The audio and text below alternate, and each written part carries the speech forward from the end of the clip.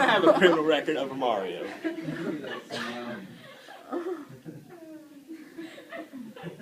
I play Duke Nukem Forever. I do not allow my 11-year-old brother to see the giant boobies on the screen.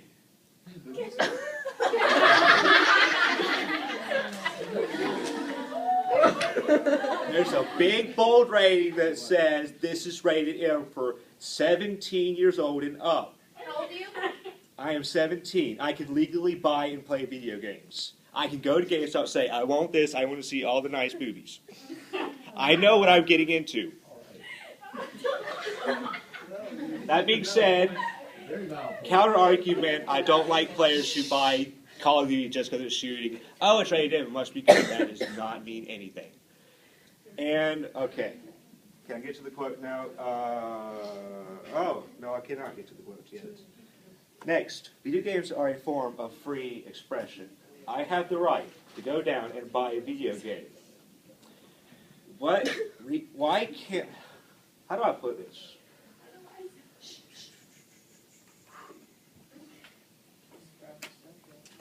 If I find video games happiness, and I have the right to pursue happiness, then why can't I pursue video games? Very good point. Very good point. Yesterday I contacted two juniors. One, the first name is Austin Demers. It is not Globes. This is talking about video games. First of all, it's a way out of reality. Second, it prevents suicide, possibly assisted suicide. How does it prevent suicide? Bradley is talking. Okay. Hey, just let him finish and then we can... No, I'll actually go into the story. I faced a very depressing life in my lifetime, because redundancy. I dabbled in suicide. Yes, I did.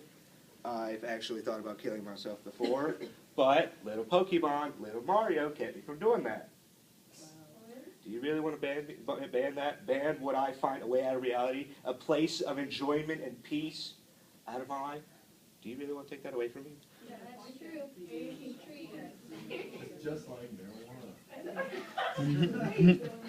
I don't smoke, by the way. Another point, Nick DeHaan said not all video games are necessarily violent. And even if they are violent, it's not necessarily realistic violence. Okay, I don't want to delve too much into that because that's going to dig me a hole.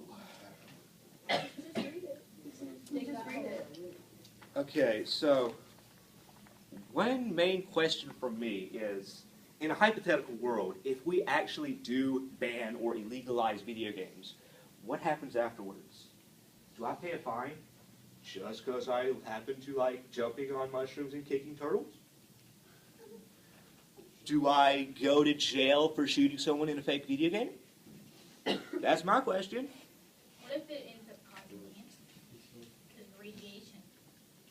TVs do not emit that much radiation. It does not cause cancer.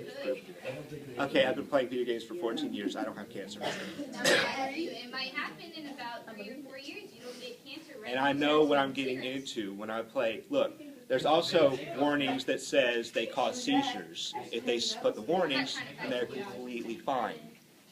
I mean, he's taking the risk because he knows what he's doing. I trust him. Okay. That just okay. Another point I'd like to bring up is people do get emotional. That is just a fact. I have laughed at video games. I have cried at video games. I have thrown my controller at a video game. Exactly. But people also do the exact same thing at sports. I've seen people get mad at football. I get competitive at hockey. Do we start banning hockey and football? Just because they promote violence? Or do I have the freedom to say, I enjoy raising my blood pressure, getting mad at two people punching each other? Or can I not, or does someone have the right to say, no, you can't do that?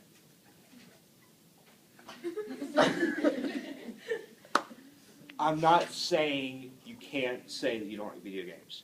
As a matter of fact, I will defend your right to say it. You have the free speech to say, I don't like video games. I don't think you should play them.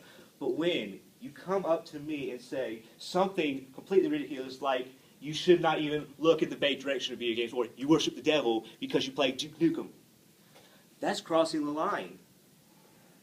It's my First Amendment. It's my enjoyment to play video games. Video games have done nothing to you. You have to go out of your way to play a video game. You can't ignore them so much as I can ignore you saying you don't like video games. I'm not saying you can't say you don't like video games. All I ask is that you take a step back, look at the situation, and don't go blindly running into a fight. My name is Bradley Dillon. Thank you for listening.